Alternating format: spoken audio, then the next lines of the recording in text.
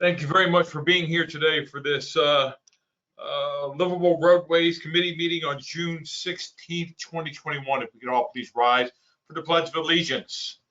I pledge allegiance to the flag of the United States of America and to the republic for which it stands, one nation, under God, indivisible, with liberty and justice for all.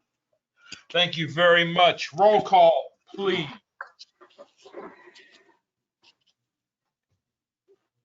Gil? Joseph Citro, I am here. Cal Hardy, Here. Una Johnson, Here. Julie Ham, Mark Hudson, Michael Marino, Melissa Colizzo, or Peter. Lisa, can you help me with the last name, please? I'm moving people over and I'm not looking at it. So our AIA representative, Peter, I don't see him yet. So Okay. David Hay, Here. Emily Hinsdale. I saw her. Emily? yeah, she's here. Okay. Might be Karen- having Karen Cashin, Present. Larry Josephson, or Richard Rank, I haven't seen them yet. Karen Kress, Good morning. Matthew Lewis, Morning. Justin Willits, Here. Casey Dagenhart, Here. Jason Jackman, Here. Catherine Coyle, I didn't see her. Arizona Jenkins. He's here. Yeah, I saw him too. Carlos Ramirez, or Chris Miller, Ray Mensa, Sarah Hedden. Here. I'm sorry? Okay, Arizona, I got you. And is Ray or Sarah here? Yes, here. Sarah, thank you. Anna Quinones, Her alternate's here, and that is, Robert Fry. thank you. Gus Ignas, Didn't see him. Sandra Piccirilli, I'm here. Matthew Pleasant, He's here. I'm moving him over, so he's doesn't have audio yet. Hold on. okay, that's everybody. Go to is slow today. Ms. Silva, we do have a quorum. Yes, we do. Thank you very much. I will entertain a motion to approve the meeting of May 19th, 2021 as written. Motion to approve minutes. Second, Motion, do I have a second? second from David Hay. Thank you And- very much. All in favor, say aye. Aye. Aye. And the motion was from Cal Hardy. So there you go. Thank you very much. Motion passes. Let's move on to our discussion items. We only have 4, but I feel like we're going to still have a conversation about any of them. Let me go back. Ms. Silva, there is no public comments. I have not received any additional. Let me just double check the inbox. Nothing's rolled in the last few minutes. In case we lose some people, and I have the floor right now, I would like to remind everybody that we're recessed in July and that the county center will open to the public in July. So our August meeting is anticipated to be like it was in the past, where full quorum and present on the 18th floor. So if you guys could start planning accordingly, I'll keep you updated. Thank goodness. I cannot wait to see everybody face to face again. All right, then let's start off our agenda today with the Gandy PD&E study kickoff. And I really cannot wait to hear this from FDOT. Is Mr. Fox with us, or a representative? Mary Lou, I didn't see Craig, so are you doing this for him today? Let me go back and check and see. if No, I wasn't planning on it. Maybe we could go down and he could come in. I'll check, make sure he's going to be here. Please, Okay. if you could please give him a call then and make sure that someone is going to be giving this presentation today. All right, let's move down. Before we move on, please, if our DOT representative, I'm unmuting Alex Henry, our liaison, and see if he has an update or if maybe he is making the presentation for Craig today. Hey, good morning, Alex and Deputy Staff. I am not, but I'll go track him down now. We're both in the office. Okay. Thank you. Great. All right, getting the agenda back up. So that means Branch Forbes. So that's Allison's presentation. Ms. Silva, let's see in the future if we can't sharpen things up just a little bit, please, and thank you. Let's move on to our next agenda item, Branch Forbes Road, State Road 56. Is Allison here, please? Yes, good morning. Good morning, Allison. How are you doing today? I am good. Let me show my screen and make sure I'm showing the right one. Lisa, are you seeing what you need to see? Yes. Okay. Good morning, everyone. So I have two projects to review with you today and for your comment. The Branch Forbes Road project and the State Route 56 extension. And it's not boarding. Okay. I should point out that this is part of the ETDM, or Florida's decision efficient transportation decision-making process through the Department of Transportation. The idea is to look at potential environmental impacts early on of transportation projects. So the two projects we're talking about, the first one is going to be in this green triangle here called the programming screen, where we're getting input from environmental resource agencies and community. And the second one is just right before the programming screen, and I'll get into the details in a moment. So Branch Forbes Road, I wanted to give credit to the DOT TTM officer, Alice Connor, who's sharing these project slides with us. They're great slides with pictures. Branch Forbes Road is about 0.9 miles, and this project runs from south of US 92 to north of I-4. So it's solely in Hillsborough County, and they are looking to reconstruct the road to widen the roadway from 2 lanes to 4 lanes. And it doesn't have bike lanes right now or sidewalks except for along Branch Forbes Road south of US 92. So they want to add to that area. And there's going to be some operational improvements along the I-4 interchange. And the project manager is actually Mr. Fox. So we might be commenting on that later. The purpose of the project is a capacity project with safety enhancements. And right now the facility is already failing at level of service F, and the crash rates there are above the state average of 0.69. It's at 11.10. So this project is going to support connectivity and safety. There's some really nice areas of the US 92 intersection looking north right here. The report that you received in your packet is really detailed. It's called Advanced Notification Package, and I'm just going to step through these and summarize some parts of it right now. There's a section called Community and Cultural Considerations, so looking at the land use in the area. There's transportation facilities, commercial and services, residential low density, 2 dwelling units per acre, cropland, pasture land, open lands. That's the existing land use. Future land use looks to be primarily residential, very low mixed use and industrial, so probably continue the 2 dwelling units per acre.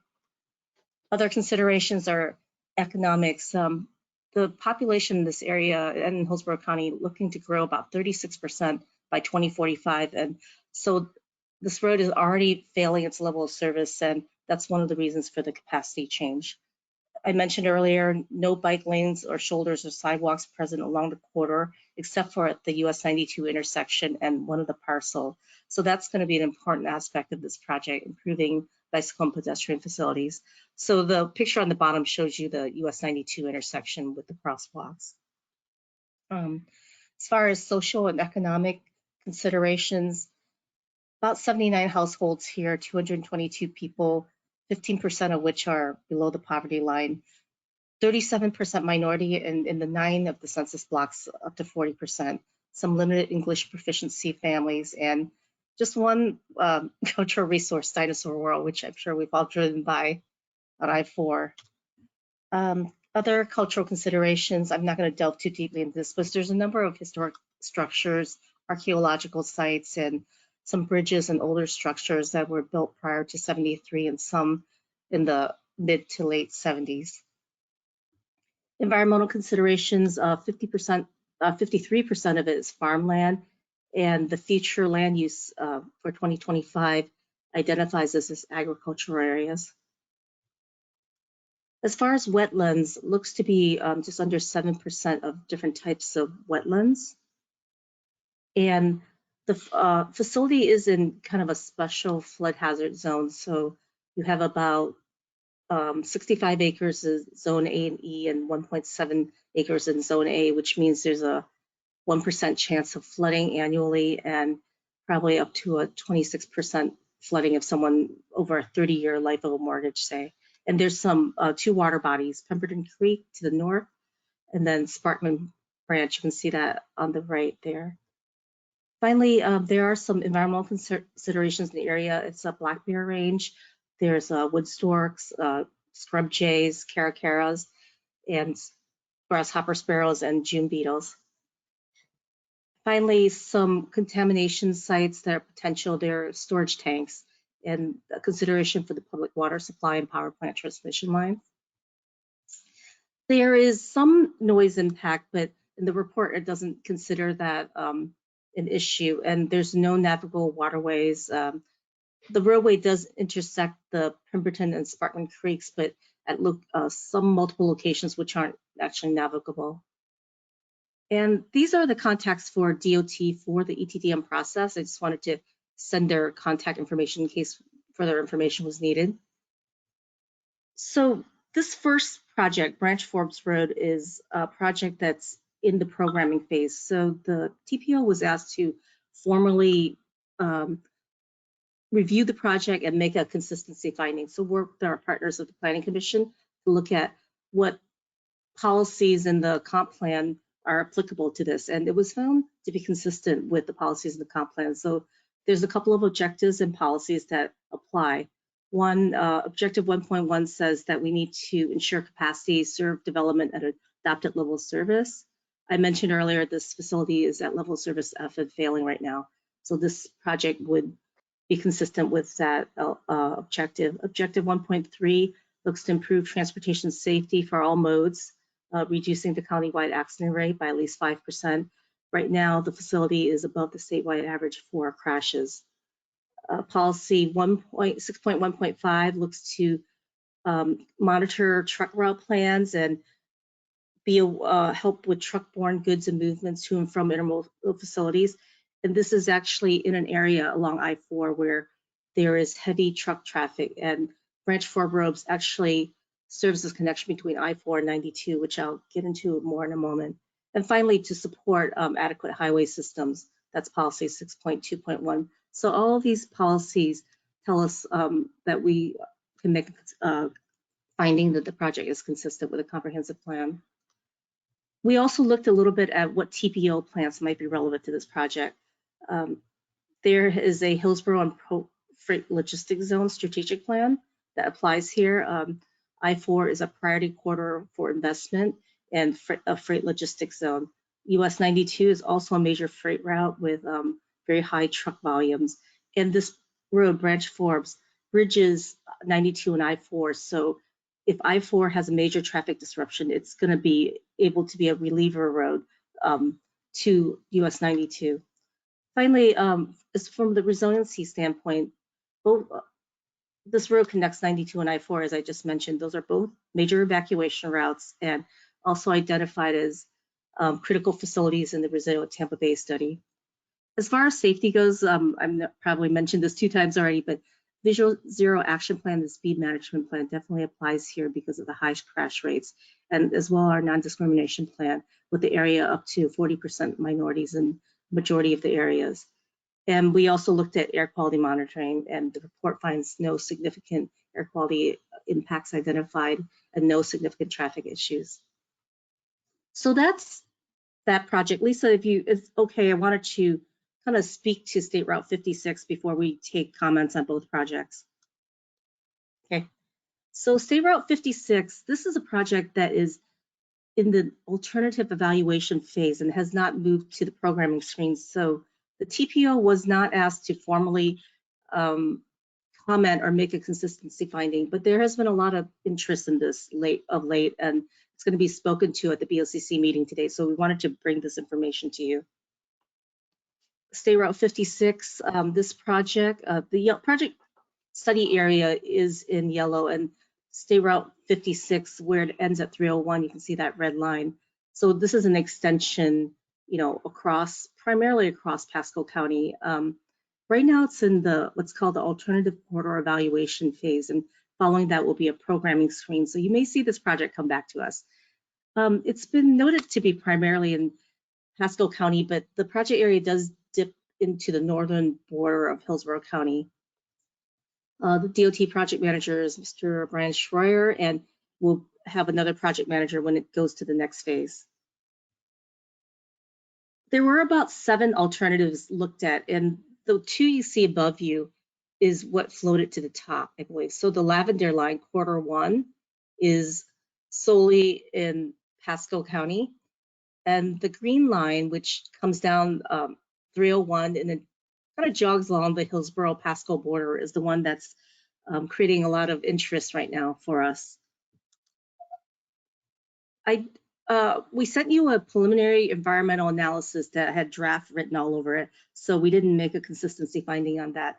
But there has been some movement on this project I wanted to share with you. So these are so let me give you a little background information. This project was, I guess the BOCC was made aware of this project and notified in late May. And as I mentioned, we haven't done a formal review on it, not until it gets to the programming screen. Yesterday, there was to be a public meeting with more details about this project, but that's been postponed and we're waiting for the rescheduling of that. There was a public comment period for the analysis that would have been July 5th and now it's been extended to the 23rd. So the BOCC has a motion today to ask staff to draft a letter with comments concerned. And that's one reason we wanted to bring it here too, to get your comments. But prior to that, the Hillsborough County Parks Recreation Conservation Advisory Board had reviewed this project, the environmental aspects, and had quite a few concerns that I think Lisa may have sent you the letter from the BOCC that's at the BOCC today, but I wanted to pull out the main points for you for discussion. So we're only talking about that second corridor, the green one that jogs along the Hillsborough-Pasco border. What the Conservation Advisory Board felt was some of their main points was that the corridor would cut through this 15-mile path of undeveloped private and public lands. Didn't seem to be any existing DOT or county right-of-way or easement at this location that would show prior planning for a future road or extension of an existing road. They identified 39,000 acres of wilderness that would be affected. Mainly the public lands would be the Lower Green Swamp Preserve and the Upper Hillsborough Preserve. Some of the specific issues are fragmenting the forest and therefore threatening the biodiversity there. It is a wildlife area with numerous bird species, and they're especially concerned for the Florida black bear. The wildlife corridor connects about 24,000 acres of preserved lands in the Lower Hillsborough River Basin, so over 131,000 acres of preserved land in the Green Swamp. And they noted that this corridor alignment is inconsistent and incompatible with the Lower Green Swamp Preserve Management Plan. Moreover, this one was kind of interesting because there's a 40-year easement held by the American Carbon Registry for a lower portion of the Green Swamp, the part that dips into Hillsborough County, and it's part of a carbon credit project that would be disrupted if a road cut through there.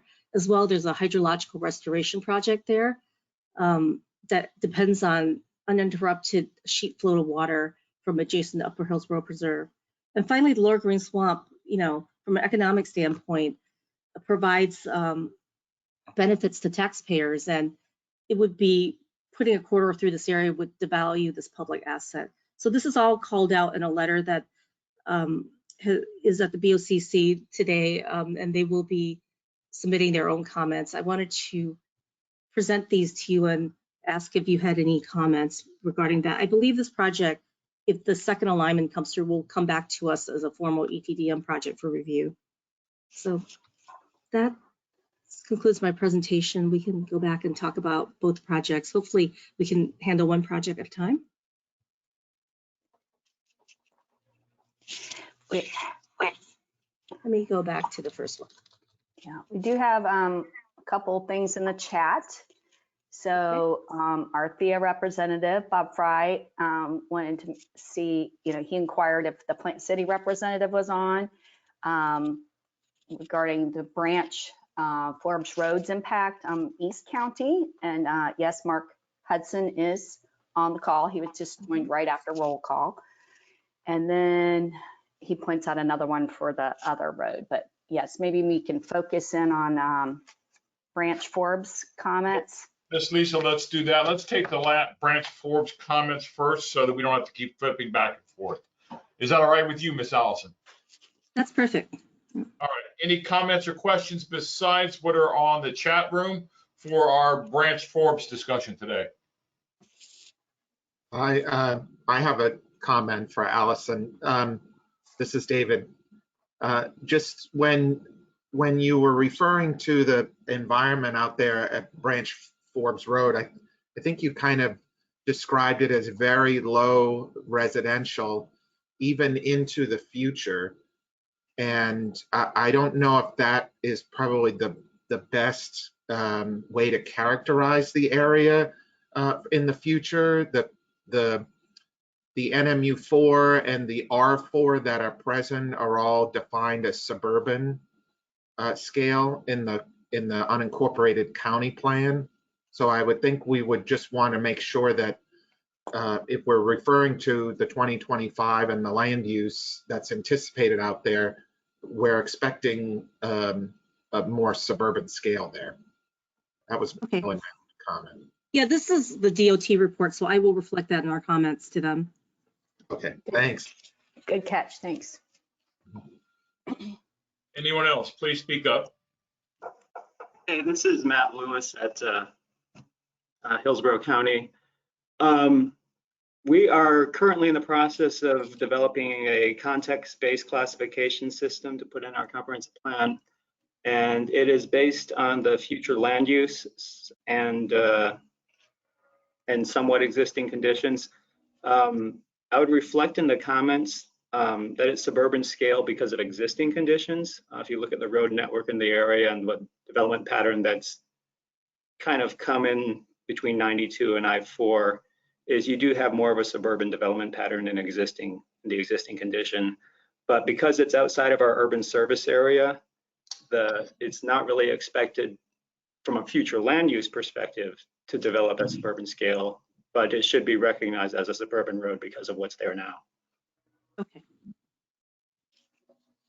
So really, both of you feel that the characterization of very low mixed use, both for existing and future, needs to be qualified. That's accurate. Yeah, I would agree. Okay, any other comments or questions for the Branch Forbes Road discussion? We move on to the second one.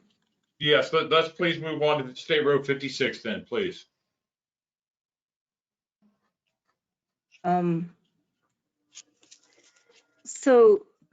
This is State Route 56. They're trying to connect 301 and 98. The two alignments are one solely in Pasco, this lavender one, and then the one that jogs along our northern border. And that's the one that's causing a lot of concern, primarily on the environmental side. Allison, we do have a question in the chat regarding the need. Is there a demonstrated need for this roadway in North Hillsborough, South Pasco? Well, there's no, I probably should let DOT speak to this, but there's no east-west connection for the project. So between 301 and 98, there's no east-west connection across Pasco County and through Polk. And this project, you can't see it here, but it's actually going around Zephyr Hills. But that's probably one reason for the lower alignment. Okay. And then it looked like 54 was on that other image you had. Yeah, 56 paralleling just it. kind of ends right here. Right, but just north of there, you have 54 that it continues all the way across, or no? I guess it doesn't. No, either. nothing continues across. No, north of there, 54, does that continue 54, across? sort of. Okay. Yeah, up here. Mm-hmm. Okay. Any questions, comments for the State Road 56 extension? Miss Anyways- Alice, Yes. you said that there was a next phase. When is the next phase timeline going to be? Do you know offhand? According to the DOT slide, it says the summer. So right now it's in this alternative corridor evaluation phase. And when they complete that, they will probably send us an official ask to review and a consistency finding for the plans. And that should be coming sometime this summer. There was no definite date, but I know that for this portion of the project, there's a public comment period that's going to end July 23rd. So I guess this will be before your next meeting, but there could be comments submitted for this. Now, the BOCC is talking about it today, and they probably will be submitting a letter similar to the one that the Conservation Advisory Board submitted. So if I understand, this is one of the first steps, and they're going out and looking at alternatives. And then once they determine which alternatives to then further study, then there's a different process at DOT. And it might be that we get it again to comment in the ETDM process like we do all the other corridors once it gets ripe enough, whichever alternative they proceed with, if they proceed with one. So. Well, they're probably going to proceed with one, but there was already 7 alternatives looked at, I believe, and these 2 that you see are the top ones that came out. Okay. In fact, I think the draft analysis had shown that there's slightly, I mean, really ever so slightly less impact, which I'm not sure, would have to look further into for the quarter 3B, which in terms of environmental impacts. Okay. We have a request. Cal, is this the map you wanted her to go back to? That is, but I just had a quick question on this. Is any portion of the connection at 98 an existing roadway corridor?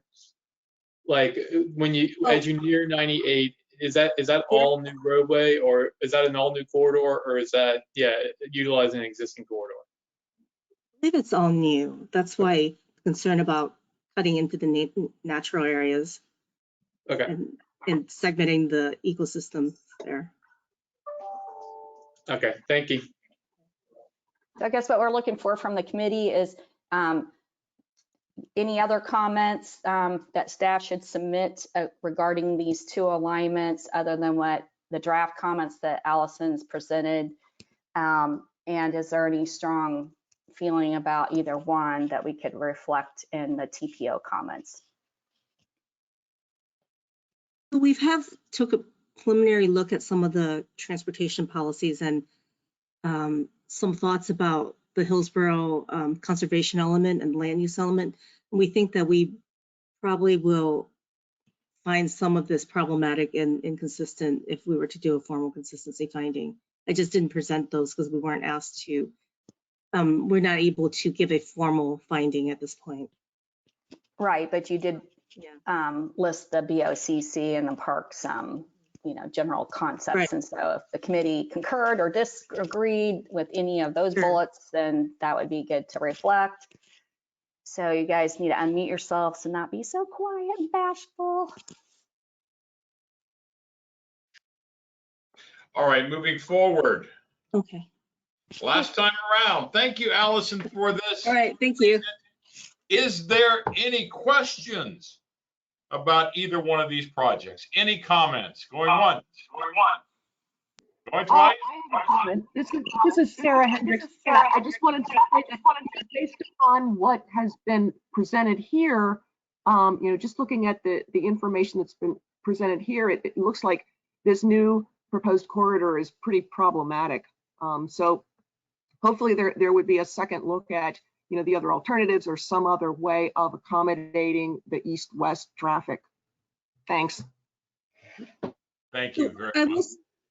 will just, one last comment is there is a public site that any individual can go in and comment on until July 23rd. So I could send that to Lisa. I'll put it in the chat after I get off the screen here.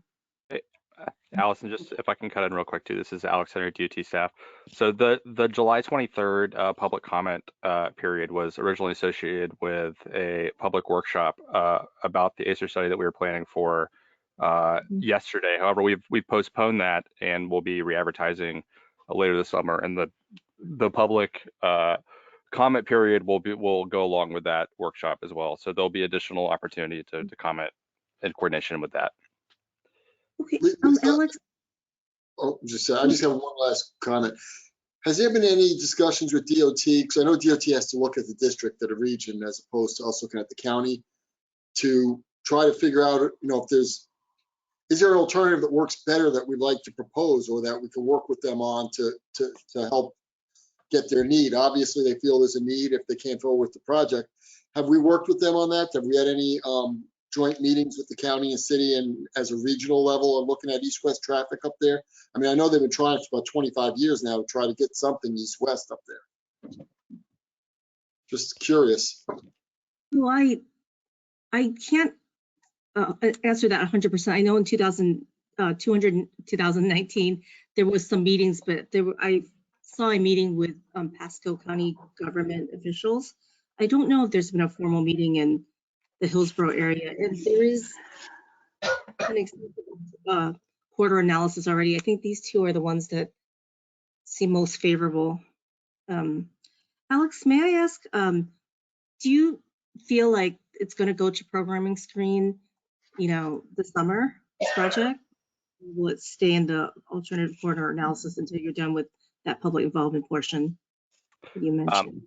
I apologize. I'm not super familiar with that process or the study schedule in general, but I can definitely follow up on that. Okay, thank you. Right now, it was May, summer 2021, so it seems like around this time. Okay, sounds like we're going to get a little more time to comment, and yes, Thea can look at some kind of collaboration, sharing something to maybe make this a better project. That's great. And then we have Karen Kress put in the comments that this seems unnecessary and potentially irreparable harm to conservation areas. So just kind of reiterating some of the EOCC observations. So, all right. Miss Allison, again, I thank you very much for your presentation. Thank you. Thank you. I know. Have a great day.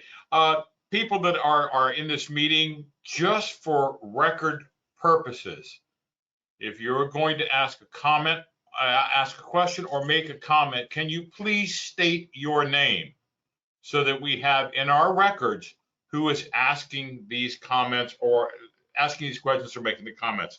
All right, Ms. Silva, we're going to go back to our first agenda item, the PD&E study on Gandy. Okay, Craig, I have sent you a presenter request. Unless you need me to run your PowerPoint. No, I can run it, thanks. Great. Yeah. Can you hear me? Yes, just barely. A little bit more oomph would be nice. Okay, is this any better? That's better, thank you. Better? Okay. All right. Good morning, everybody. Thank you for your time. My name is Craig Fox with the Florida Department of Transportation, here to present on Gandy Boulevard. Apologize for my tardiness. But this is a good project, and look forward to getting into it with you and further discussion with you. So let's begin. So the study limits for the Gandy PD&E extend from on the west side at 4th Street North in Pinellas County, going east, well, northeast really, across Old Tampa Bay, and it ends at West Shore Boulevard in Hillsborough County. The class of action we're anticipating for this project is a type 2 categorical exclusion, and the purpose of the project is to reduce traffic congestion and improve bike and pedestrian accommodations. Some improvements that we're considering include the widening and reconstruction of the roadway, reconstructing the bridges over Old Tampa Bay, and also having grade separated portions, and along with the overpass at Brighton Bay Boulevard. And there'll also be other overpasses to make sure that we have connectivity throughout the project. One of the prominent bicycle pedestrian improvements will be a shared use path that's going to cross Old Tampa Bay, connecting both Hillsborough and Pinellas counties. And also we want to improve safe routes crossing Gandy Boulevard at various locations along the project corridor. The project is divided into 3 separate segments. The first segment is in Pinellas County, which is shown in red at the top of the screen, that extends from 4th Street west to the west end of the Gandy Bridges. The second segment are both Gandy Bridges, and that of course crosses Old Tampa Bay. And the third and final segment is in Hillsborough County, and that's shown in yellow to the right of the screen. Now, first I'm going to discuss existing conditions, and then I'll get into the proposed improvements, and then towards the end, I have some typical sections that we'll be able to review. So existing conditions, this is for segment 1 in Pinellas County. It's currently a 4-lane divided roadway as shown on the image to the right. The existing shared use paths on the north side only. There are no bike lanes, and there's a sidewalk in various locations of the south side of the corridor also. It is a SIS corridor that stands for Strategic Intermodal System. And so that facilitates some of our, so it's a higher priority corridor to facilitate freight traffic. And the existing posted speed limit is between 50 and 55 miles an hour, and it's a suburban access class with truck traffic a little greater than 5%. Now on to segment 2, which are the 2 Gandy bridges. So the eastbound bridge, that one was first constructed in 1975. Both bridges are 2 lanes in each direction. The existing posted speed is 55 miles an hour. You may have noticed when the Selman extension was being constructed, they did lower the speed temporarily. So if you did see 50 mile an hour speed sign, that's why. But now that the completed construction is back up to the existing 55 miles an hour. It has standard shoulders. And for that existing 1975 bridge, it was not constructed to enable widening. So in order to widen that structure, we'll have to demolish the entire structure and construct a new one. However, the westbound bridge, that one was constructed in 1996. You'll notice the great difference between the two. Also, since that was a newer constructed bridge that was constructed to enable widening, and so it can be widened without constructing a new facility. And just going back real quick to the eastbound bridge, there's around 30 years remaining in the service life right now. And the third and final segment is in Hillsborough County. And this portion extends from the east end of Gandy Bridge to West Shore Boulevard. That is a 4-lane divided roadway. This image, of course, when the Selman extension was under construction. Since then, it has been opened.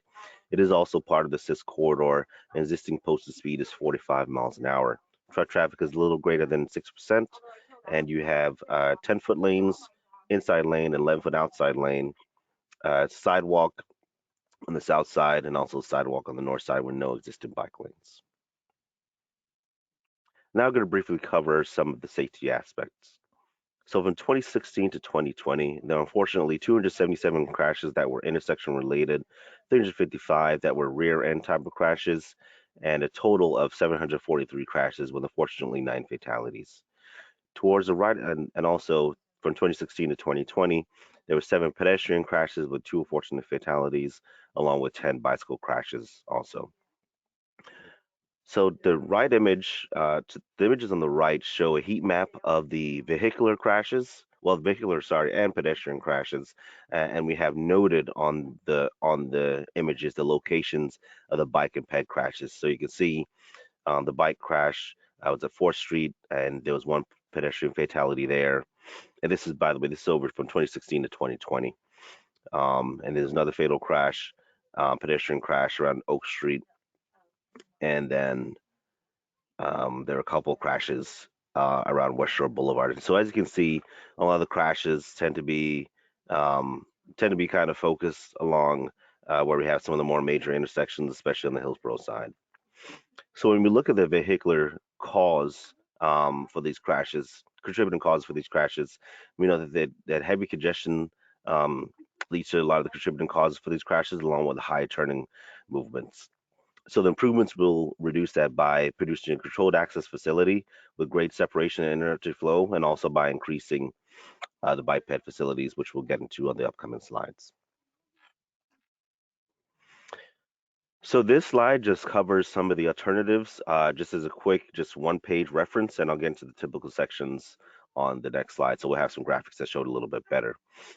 But what we're proposing for the Pinellas side is upgrading it to a 4-lane controlled access roadway with 2 lanes in each direction and frontage roads to support also.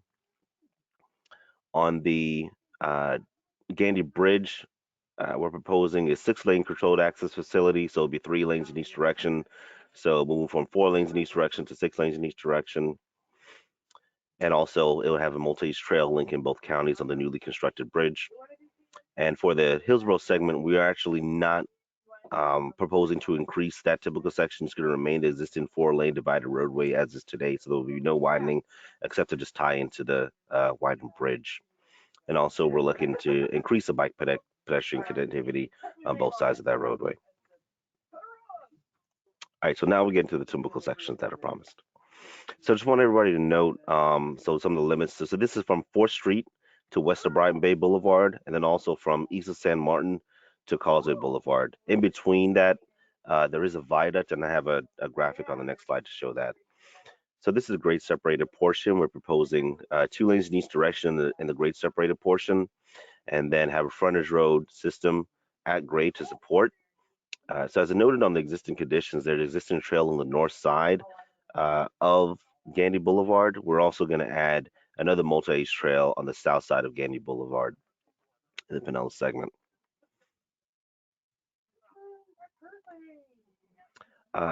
And this is the viaduct typical section. And just note, this is just a generic image of a viaduct. This is by no means the final design or what we're even proposing in the PD&E. We'll have that information as we get further along, closer to the public hearing, as far as what the viaduct will look like. So this is just a default image. But the viaduct will also have the same 4-lane typical section, 2 lanes in each direction, along with 2 lanes at grade to support frontage road movements. And the multi-use trail will still exist both on the north side, and then a new one will be constructed on the south side of the roadway also. So as I noted, these limits are from Brighton Bay to San Martin Boulevard. So they're in between the limits that were shown in the previous image for Pinellas County. Moving on to the Gandy bridges, I'm going to start at the right side of the screen and move to the left. So the right side, this is an existing eastbound bridge. This bridge will be demolished, and as it is an older bridge that cannot be widened because the structure cannot support the additional weight. So we'll demolish that bridge, and then the existing westbound bridge will become the new eastbound bridge. And to the left of the image, so and this is to the north, this is where the newly constructed structure will be. This will have 12 lanes in each direction. Well, both of the structures will have 12 lanes in each direction, 10-foot shoulders on each side, and a 16-foot trail will be on the northernmost bridge. And finally, on the Hillsborough side, like I mentioned before, we're maintaining the existing typical section there. So so the same as it is today, the 4 lanes, existing lanes, and this element is shown as constructed with single lane in each direction. We're not proposing any widening or impacting any right of way on this side. Right now, we do have 6-foot sidewalks shown. We're definitely open to widening those out to make more of a trail facility out there. We're just going to continue coordination with our partners in Tampa, both Hillsborough County, to determine what that final typical will look like as far as the bike and pedestrian improvements. And of course, we're connecting to the South Gandy Bridge towards the west side along here. So we're going to make sure that we maintain the connectivity over there and look what we can do to improve the connections at West Shore Boulevard. Because as you saw, there was kind of a higher heat map of crashes towards West Shore Boulevard. So we want to make sure that we're taking care of both motorists, bikes, and pedestrians with that project also. So this is where we are with the timeline. So as you note, the project started in April of 2020. And as you'll know, that was fully into the coronavirus pandemic of last year. So that delayed us quite a bit with the traffic analysis because we couldn't really analyze the traffic as, the volumes just fell off a cliff. in March. So now volumes have picked up, and we're kind of tweaked our traffic analysis a little bit to compensate. So we're moving full steam ahead.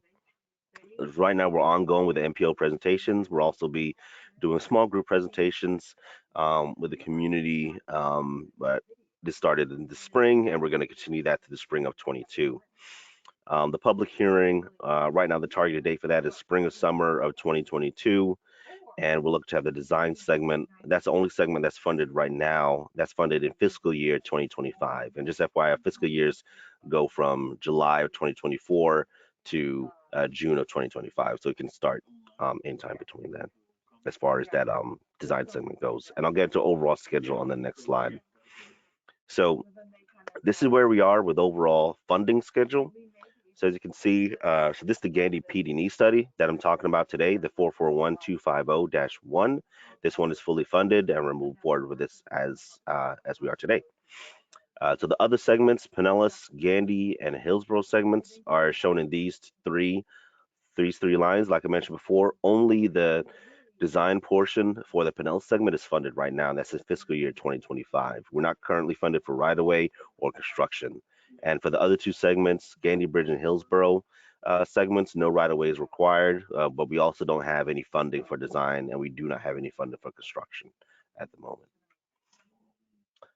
So again, my name is Craig Fox. I'm the PD&E project manager.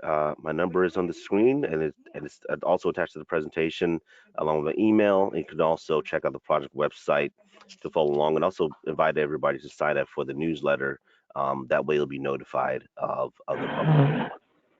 Now let's open up the floor for any questions. Thank you very much, Mr. Fox. Is there any comments or any questions for Mr. Fox? Yeah, this is Arizona Jenkins. The walk on the bridges should be 8 feet wide for the sidewalk. I think he's asking about the dimensions of the width for the sidewalk on the bridge. They It should should be be 8 feet instead of 6. Is that what you're? yeah. On the bridge? On the at grade segments. Oh, He thinks here. that should be 8. Oh, yeah. Yeah, so this by no means is not the final proposed sidewalk width that we're proposing through here. We are considering also a trail facility also that'll be much wider. We just need to coordinate a little bit more with the city to confirm that. So we just kind of have that in here as a placeholder, but by no means are we only proposing a 6 foot. So it will likely increase as we further get along the project and the concepts.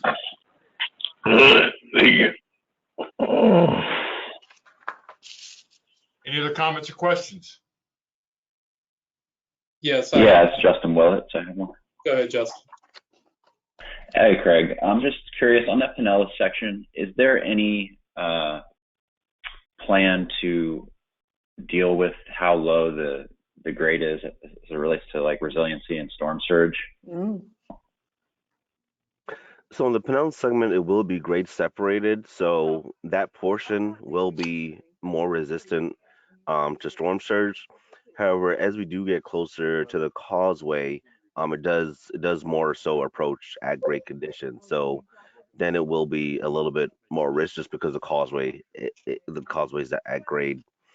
But as far as the frontage road systems, those are going to be at the existing grade at the rest of the facility. And the same kind of goes for the Hillsborough side also. It's going to connect to, the bridges, but then it connects to at grade roadway, and the southern connector would have to be the portion that's elevated. Got it.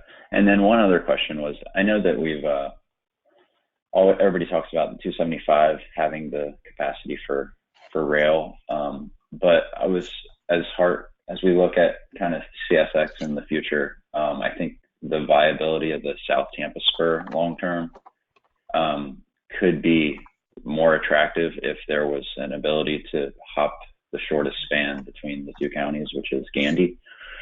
Is there just like a super high level cost you could give us for what that would look like to try to get rail capacity? I mean, it seems pretty impossible. I'm not trying to get crazy here, but because you're rebuilding a span on the northbound side. The idea here is to kind of evaluate the South Tampa spur going south of Gandy and then going through Rattlesnake Point and maybe trying to hop on to Gandy to get over to Pinellas, because it's just, whatever, 4 miles. So I just kind of wanted to have like a ballpark of that, and even if it's just like increasing a couple of more pilings for the span or whatever that is. So I can kind of talk to you offline about that, but I just wanted to bring that up as I'm not sure the South Tampa spur is ever going to be really viable, or would be a lot more viable if we tried to connect to Pinellas. So that's just the thinking there. Thanks. Yeah, no problem. So I don't have a number off the top of my head, but we can look into that, and we'll definitely talk line and coordinate with Hart regarding any additional transit across there. But one thing I did want to note is that on the Howard Franklin Bridge, and I thought I had the memory about how much it costs, but I don't want to say the wrong number. But that one, the hardening to for the Howard Franklin structure, that one only accommodated light rail. Granted, it's a much larger bridge structure, and much larger crossing than Gandy is. But just to kind of put into perspective, whatever figure that was, it'll have to be greater, of course, depending on the length. But it had to be greater as heavy rail, as commuter rail is a lot heavier than light rail. But yeah, we'll definitely coordinate with that to accommodate any kind of future transit plans. Calvin, you got a question? Go ahead. Yeah, Craig, can you go back one slide to slide 10? Okay, so on the Pinellas side, we have 4 lanes, and then we widen to 6 across the bridge structure. Those lanes will end up going to the elevated Selman, the 2 inside lanes, I'm assuming. So right now, what we're proposing is that it'll actually return to at grade, and then we'll have kind of like a slip ramp that will actually connect to this slip ramp that can take you on to eastbound on the Selman connector. We are also going to have to realign a little bit of the portion since we're building. If you can follow my mouse to the south here, and this is by no means an accurate representation of where it'll actually. You know what? Let me go up further up. Yeah, I've got a bigger image here. Yeah, so the new bridge is going to come in on the north side. So we're going to be realigning that a little bit from there. It is going to return to at grade, and then if folks want to get onto the Selman extension, then they'll have to enter onto a ramp. It's not going to be a direct connection. Okay, so on the Hillsborough side, we'll have 3 at grade or 6 at grade lanes at one point that will then go into an aux lane over onto the Selman. Okay, and That's then yeah, the third lane is going to connect. Yeah, to the Selman extension, correct. Okay, so when you do your traffic studies to look at the Hillsborough side, the city also had a portion of that project on Selman to redo the West Shore intersection, and we actually reduced the scope of our project because of the traffic that the Selman was going to be taking off of Gandy. Considering the amount of traffic, with that assumption, considering the amount of traffic that the Selman Expressway or the connector was supposed to take off of Gandy, can we consider a speed limit reduction on Gandy on the surface streets now that we have a lot of the through traffic out, and kind of look at it more of try to look at it as a complete street safety corridor? Okay, yeah. Right now, we weren't considering a speed reduction. We were looking to just maintain existing speeds, but we can definitely discuss it further with the city and with traffic ops to see how see if we can accommodate that. Okay, and then we'll coordinate further with the Parks Department regarding the trail connections, because there is a trail that goes up Ridge Street that ends up there. So it'd be nice to get the trail connection to the side of the road after off the structure, kind of loop it around. But we can coordinate on that later. Okay. Yeah, and just a question, Calvin. So you're talking about reduction? Are you thinking more along the 5 or 10, or I guess, or that's to be worked out? Yeah, let's coordinate on it. I don't want to. I mean, we should probably look at the speeds right now and then kind of talk on. I think we might have different philosophies on that. Not a problem. Not a problem. Yeah. All right, any other comments or questions? Ms. Silva, do you have any statements you'd like to make? I have some information in the questions section. Some of our attendees can't post in the chat, so I'm getting caught up. So Beth Alden has posted as a reference to State Road 56. She wanted Bob Fry to know that she's reached out to the Pasco MPO director to better coordinate the cross border road network issues. And then regarding this project, again, it's a little hard to see, so let me drag. Okay. At the east end of the bridge, there are park facilities on both the north and south side of Gandy. How will the project improve bike walk connections on both the north and south side? And is there any way to connect them from the north side to the south side at the east end of the bridge? And then she has a second one, but I'll let Craig respond to that. Sure. Great question. And I think this is actually kind of relevant for both the Hillsborough and Pinellas sides. But I'll address the question with the Hillsborough side first.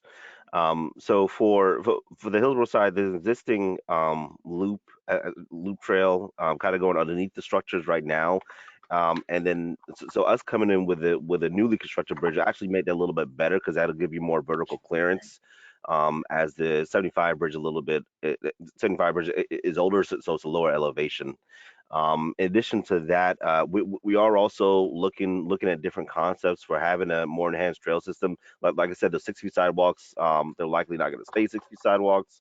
So we're looking into that, drawing up concepts to see how that can work out the best. And then when you mentioned a crossing on the east side of the bridge, I'm assuming you were talking about, and I don't know if Beth, if you can respond or unmute yourself, but were you discussing like an additional underpass, or were you talking about an at-grade crossing? Because there's an existing underpass right now at the east end, and I just want to make sure I'm understanding you correctly.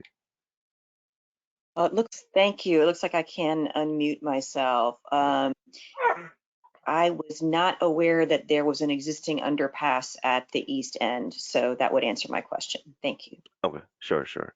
And then I just mentioned it too about the Pinellas side. I know this is kind of, but the Pinellas side too. So as we're all aware, there is, it's all department right of way around there, and is used as a kind of beachish facility, although it's not an official park or anything like that.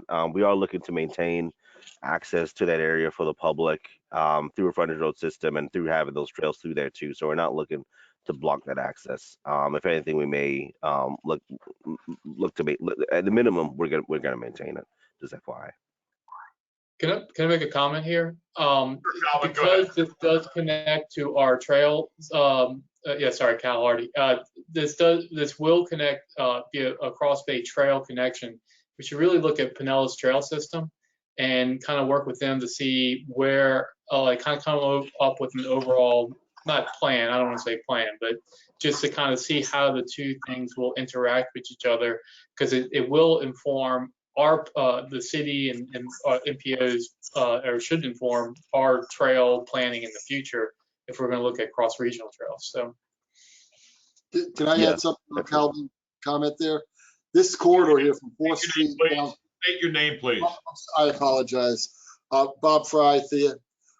This corridor from 4th Street to the bridge will at some point be looked at like the rest of that 92 corridor, and there may be some opportunities there to build on Cal's idea with the trails when that happens as well. So just putting that out there. Mr. Fry, I know who you were, but I just wanted for the record. Thank you for doing that. Any other comments or questions?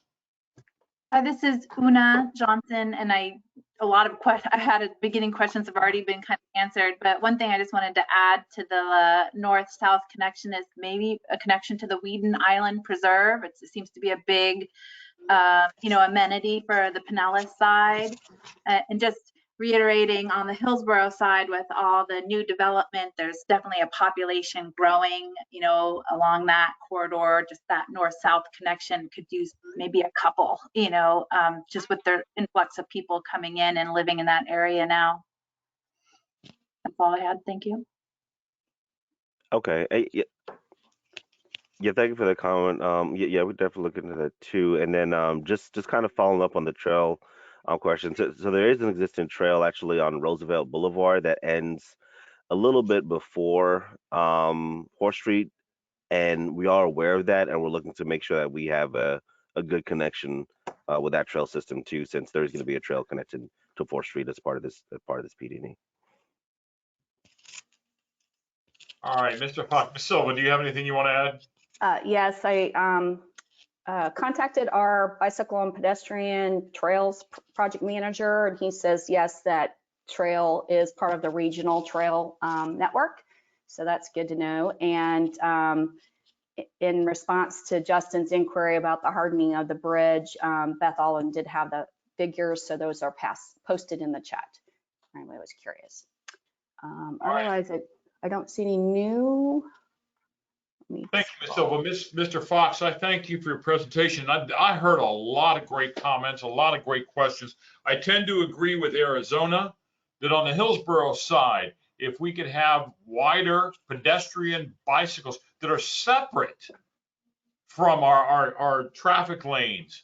I also agree with Justin that I think it would be more economically feasible to have rail going across Gandy and meeting in some multimodal hub that CSX can be incorporated for any commuters going downtown. I think it's much more viable. And Calvin, great comment on the speed. You're coming across a 45-mile-an-hour bridge and you're going into residential area. I would like to see that speed reduced by the time it gets to West Shore Boulevard so that West Shore and Gandy would be almost a 30-mile-an-hour speed limit. So great questions, great comments. Mr. Fox, wonderful presentation. I look forward to you coming back to us. Any other further comments or questions? Thank you, Mr. Fox. My pleasure. Thank you. Take care, everybody.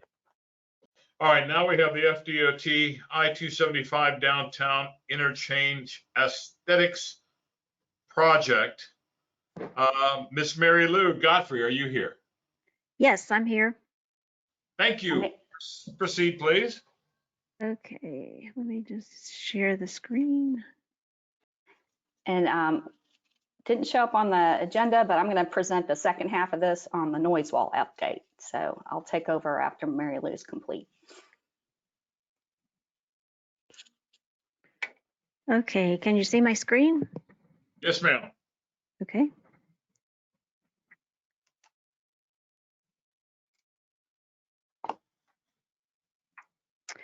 This is Mary Lou Godfrey. I am the Tampa Bay Next Program Manager for FDOT DOT District 7. Thank you. For the, I just wanted to know in case you have the presenter mode up instead of the full screen mode. I didn't know if maybe you wanted to do that. Let me see how I could do that. Okay. There you go. Here? I think so. Yes, there you go. Yay. Okay. That all right. makes it so much more pretty. Thank you. Okay. Thank you.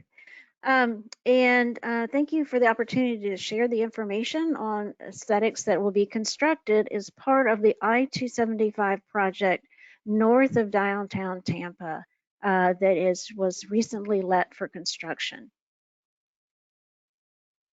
Here are some examples of other interstate projects that have been previously constructed that follow the urban design guidelines. In the past, we have made improvements to the downtown interchange, I-4, the airport interchange, segments of I-275, and the I-4 Selman connector. A picture here where the pointer is the downtown interchange where there was an enhanced underpass areas with wide brick sidewalks and 8-foot noise walls and concrete staining. Over here is the I-4 14th to 15th with enhanced neighborhood connections between north and south of I-4 with wide brick, tree-lined walkways, bike lanes, and 4-tiered fountain in the Ybor City area.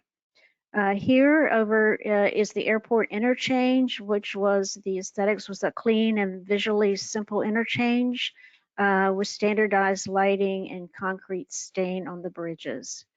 Over here is the northbound I-275 from Himes Avenue to the Hillsborough River, entrance to the West Tampa Historic District neighborhood with historic architectural elements and brick pedestrian monuments, bridge towers with arches incorporating public art, in addition to standard interstate lighting, signage, and noise walls. Here is the I-4 Summit Expressway Connector Project, specialized MSE walls here with concrete staining again of the interstate and standardized interstate lighting. And then at the bottom right corner is the I-275 Del Mabry Highway West Shore Business District, transitioning from the towers in West Tampa to modern bridge towers with sails as approaching the bay. Again, incorporating public art, standardized interstate lighting, and noise walls. The Section 7 Phase 1 project is the on I-275 from north of I-4 to just south of Hannah Avenue. We are adding one additional lane in each direction and wider shoulders for transit use. No right-of-way was required, and aesthetics and noise walls were part of this project. As far as the signage, it will include ground-mounted single post and monotubes, as you can see here, that you can see on many of the areas of the interstate, which is consistent with the Urban Design Guide. This project will also upgrade the underdeck lighting to LED, and the lighting at the back of the pier caps will be installed along the walkways to add additional lighting in those areas. I'll be showing a few maps that identify where existing and proposed noise barriers will be located. At the bottom, you can see examples of what they would look like when installed. This is your 8-foot barrier wall, and this is your 14-foot shoulder wall. Just representative examples. The first map shows from Florabraska to north of Dr. MLK Jr. Boulevard.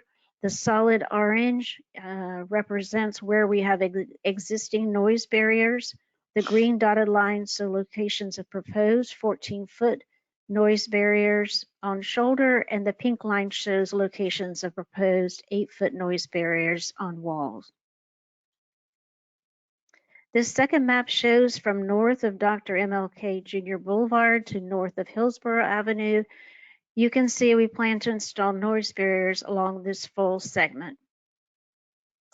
The third map shows from north of Hillsborough Avenue to Hannah Avenue, to south of Hannah Avenue. You can see we plan to install noise barriers along the full segment to just south of Hannah Avenue. Here's a slide on our fencing summary. Fencing will be removed along the frontage roads at the inside shoulder ramps. However, we will keep existing fence that is located adjacent to private property and will replace damaged sections of existing fence. We will add new fencing along crossroads and where necessary to prevent access along the limited access right-of-way between private property and the interstate. Specialty fencing will be installed in sloped areas and those of high visibility.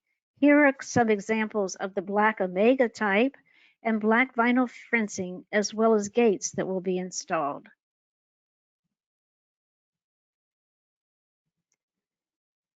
This project also includes MSE walls on the outside that will be installed as part of the project. The areas from north of I-4 to south of Osborne will include a shell coral panel fence as shown here, and the areas from south of Osborne to Hannah will use a brick texture in this Aurora brown. This is signifying the beginning of the historic area, and additionally, there are two areas that will be installing art. The City of Tampa will be installing art when the project is completed.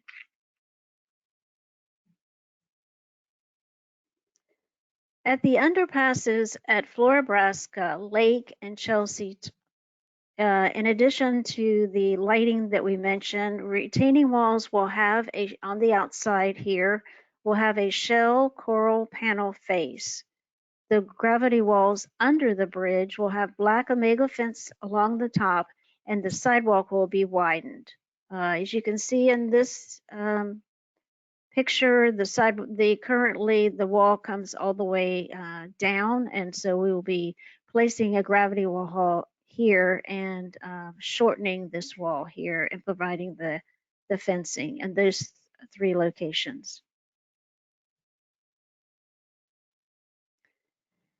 At the Dr. MLK Jr. Boulevard, the slope pavement under the bridge will be removed and it will be replaced with a full height retaining wall and widened sidewalk. At Osborne Avenue, the retaining walls will have a brick texture panel face. There will be black Omega type fencing along the gravity walls under the bridge, and the sidewalk will be widened. There will be 2 concrete sidewalk panels, one on the north side of Osborne and one on the south side of Osborne, that will be stamped by the City of Tampa. Locations are not yet determined which portions of the sidewalk will be stamped. The city will also add art on the face of the gravity wall, and the art is to be determined once the project is finished. At Hillsborough Avenue, the retaining walls will have a brick textured panel face. The existing sloped pavement under the bridge will be removed and replaced with a full height retaining wall and widened sidewalk. There will be 2 concrete sidewalk panels also on the north and south sides of Hillsborough Avenue once the City of Tampa has determined their art and the location of those stamps. And again, the art will be on the face of the gravity wall, and it'll be determined after construction is finished. We recently let this project on May 26. Construction is scheduled to begin in the summer of 2021 with construction completed in late 24, excuse me. And then landscaping and public art is to be installed following construction. If safety is DOT's top priority, and we thought it might be helpful to add this traveling message on getting your car ready for road trips, and remember to slow down and stay cool for safe summer travel. And thank you. Thank you very much, Ms. Godfrey, for your report. Ms. Silva, is there any comments within the chat box?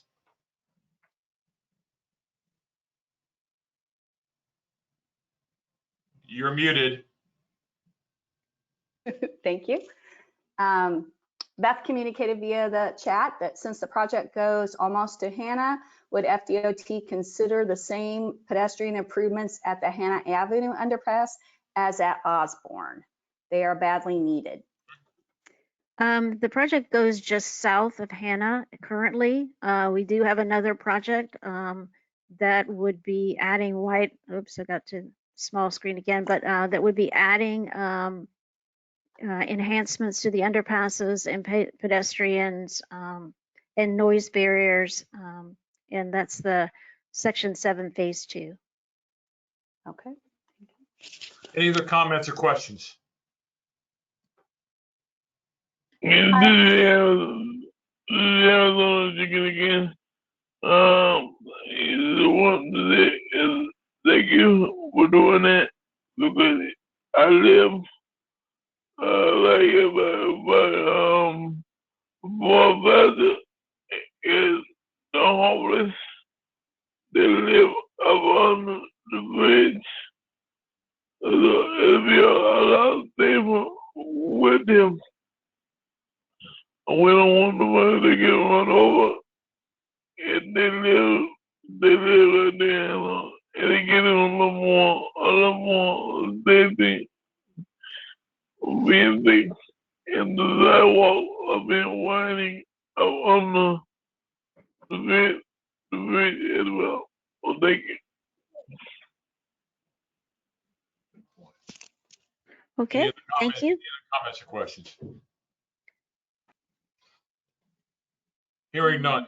Wait. One more question. A couple more in the chat that just came in. Ken Kress says, thank you to Mary Lou for such attention to detail, really make a difference to the community. And Una Johnson, our landscape architect, has a question about landscaping was mentioned. Will this include tree planting along the fences and sound barrier walls? I believe you'll be covering some of that, Lisa, right? On your presentation? Yeah, I'll be getting into a little bit more of that, but I'm not privy to all the detail, all the negotiations you do with the city. But yeah, I'll cover what I do. Okay. Okay. Okay. Are So we good now, Miss Lisa? so now we're ready for my second I half. have a statement I would like to make, if you would, please. Thank you, Ms. Godfrey. We're talking about beautification of 275. And I hate to sound redundant. I've had conversations before, but I do have a lot of citizens that call me up that are expressing their opinions about the junk, trash, and debris that is on 275. There have been reports of sofas, mattresses, tires, plastic bottles, all sorts of garbage, not only on 275 itself, but on the on and off ramps. Now, I know that there is contractual agreements between various people, but if we can address that issue, I'm sure the beautification of 275 will be improved even more. I thank you for your time, Ms. Godfrey. Ms. Silva, please proceed. Okay. Let me just move it over. Ah.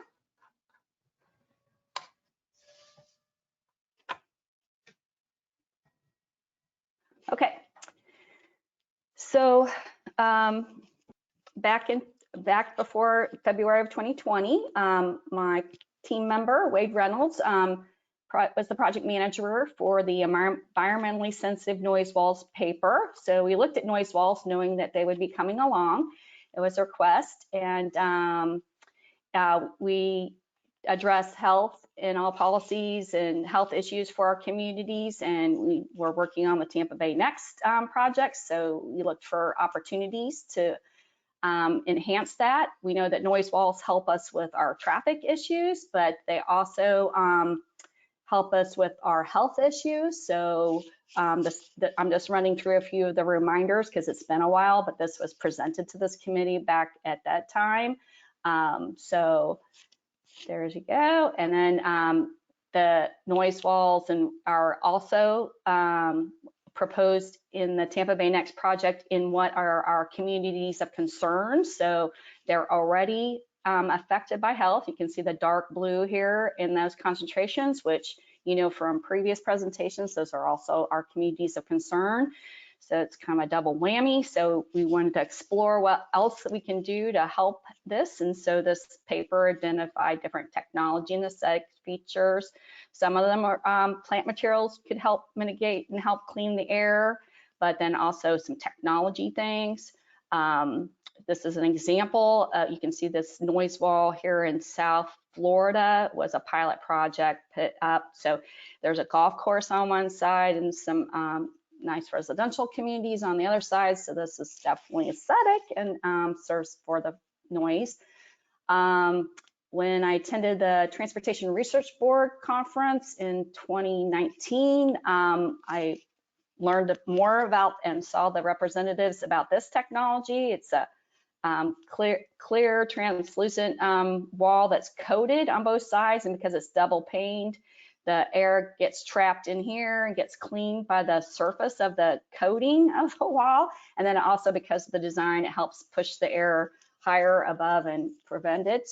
But that vendor we did explore in the time this project was adopted, and now we explored getting them approved on the US DOT specifications list. So because all products have to be perform well and be safe to be utilized on Department of Transportation roadways.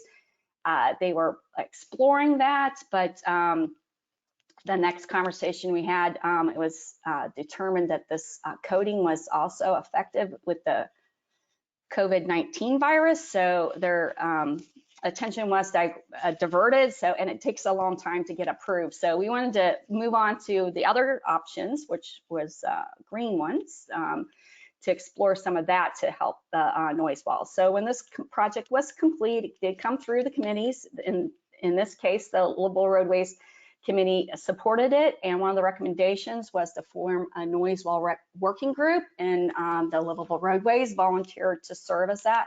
So that's why I'm providing you a more in-depth update today, and that's why I took over the topic as your liaison. So the TPO board accepted the report with that recommendation that the Livable Roadways form the committee.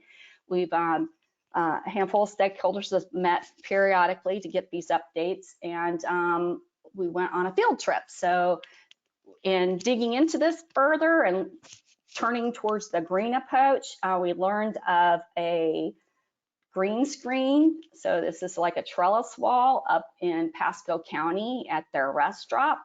So again, the working committee met a few times over the past year, and you learned from Mary Lou some of the things that are been already negotiated to improve the aesthetics along the corridor, and that there are noise walls along the portion that's being proposed and constructed. I gave you an update on that already. So here's some more images of that green screen up in Pasco County. It's at the rest stop in their parking lot. So you can see some of us checking it out. It was only a year established, and I thought it was impressive how much vine coverage was already on the walls there. I was also pleased to learn that the maintenance is like nil. They haven't done anything to maintain these plants in this environment, and it's established and grown well. So we did anything that's done above and beyond the roadway structure, and we know from past Livable Roadways conversations, anything that's on any of DOT's right away other than sod has to be an interlocal agreement and negotiated with the local jurisdiction. That downtown interchange falls within the city of Tampa, so it's that client we've been working with on seeing which option of the environmentally sensitive innovative noise wall treatments they would like to pursue. They were pleased at the field visit to go ahead and pursue this. While we were there meeting with the FDOT representatives and the District 7 landscape architect, we learned that they did this rest stop one, but they're actually looking to install one on an interstate in our county. So in the new Tampa area for the I-75 project, they're going to install this as another pilot. So we'll have another local example, and that one is fairly eminent. Then also during this in-between process, I worked with Carla Price, the landscape architect for City of Tampa. She was reviewing the plans that Mary Lou was presenting at their different stages. You know, at that time it was the 60% plans. We looked at the city's comments for any ways to help improve and enhance the green, the landscaping installed along the corridor to complement any green screen cleaning of the air, but all the other landscape opportunities. So the city did commit to landscaping where they felt it was safe and where they could maintain the landscaping safely. So, and then the art projects that Mary Lou mentioned. So as she pointed out, those are to be installed after they get the noise walls and all the other roadway improvements completed. So since it's anticipated to be completed in 2024, don't get excited when you don't see the art and these different treatments out there at that time. It'll be installed after the fact. It helps keep, you know, everything from being damaged and, you know, killing anything and stuff. So that will be coming, but it will come after that project's complete. So that contract is separate. So again, here you can see the scale of the different things and yeah, okay. And here's the I-275 I got the construction documents and the date from the landscape architect at DOT.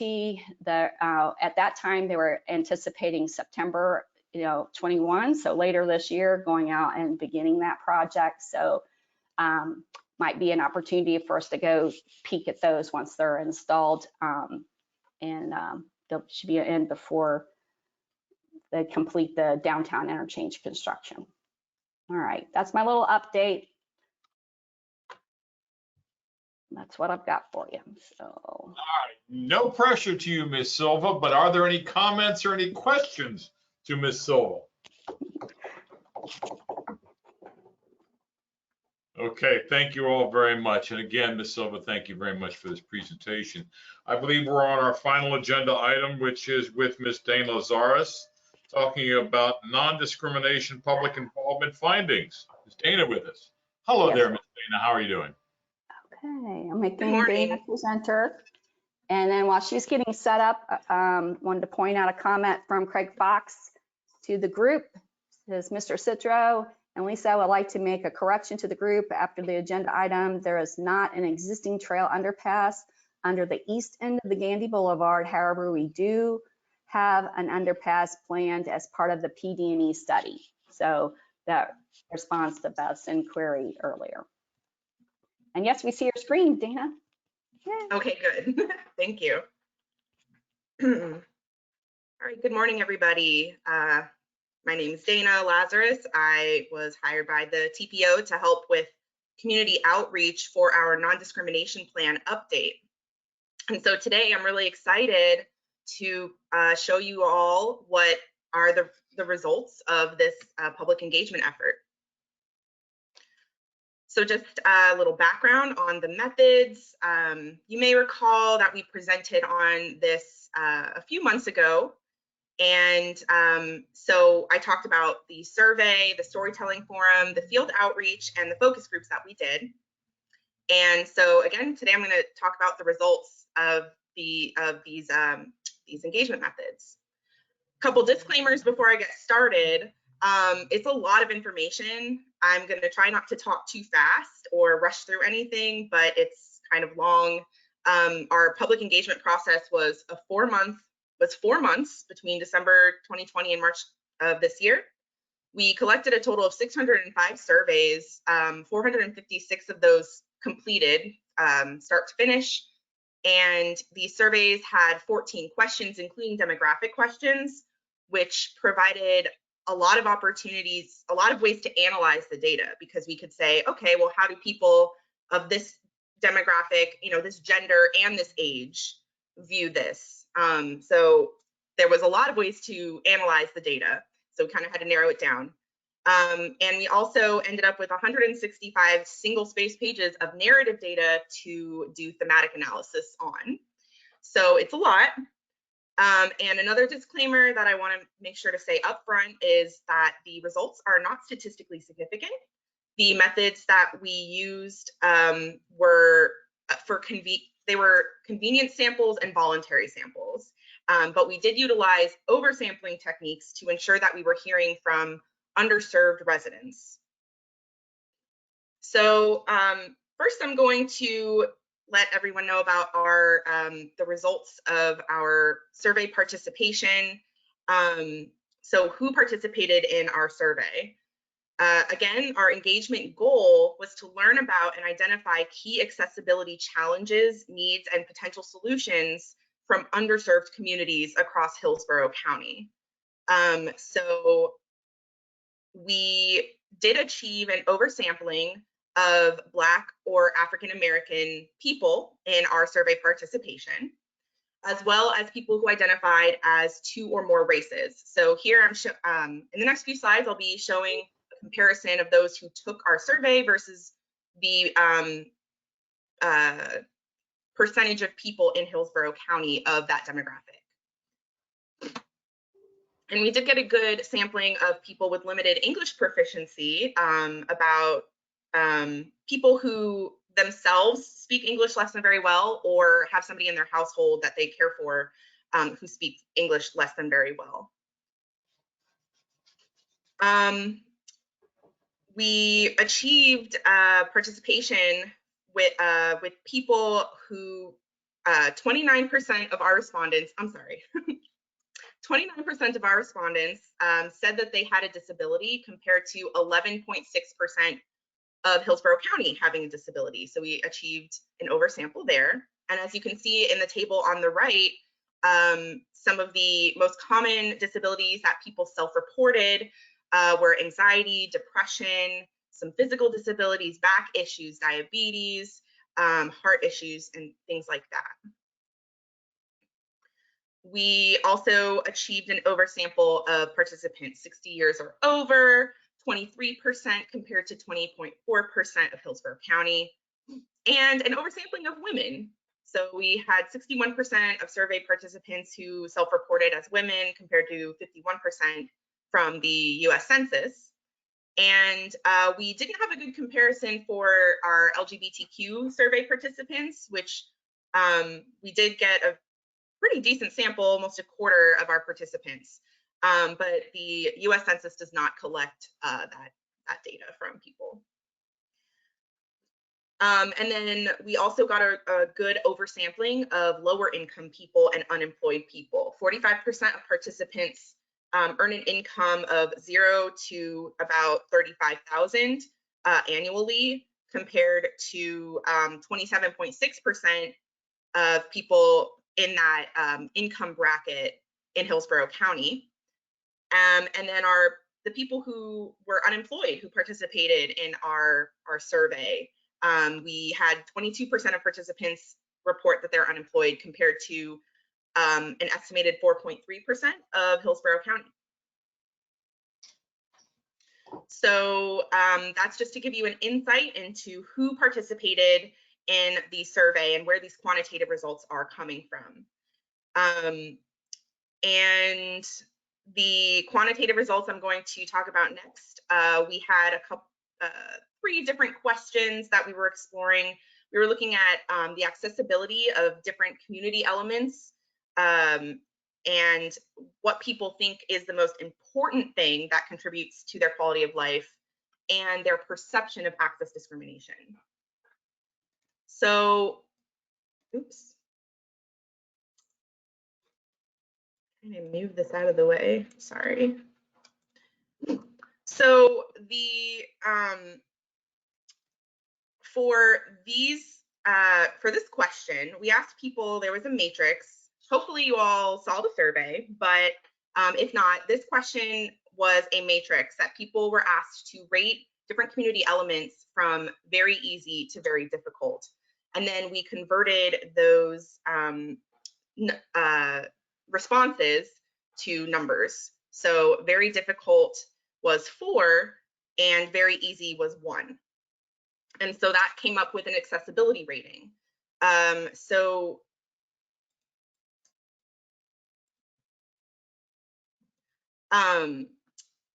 For all responses, what's interesting about this is the top 3 most difficult things for people to access were political power, housing, and government meetings, in that order, for all demographics.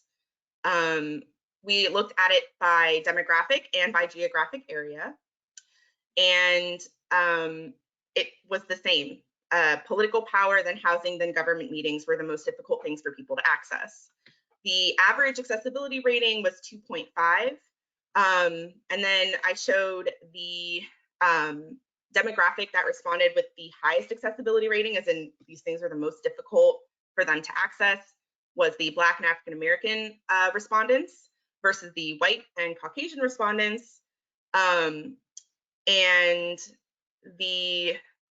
then by geographic area, the university area had the highest accessibility rating.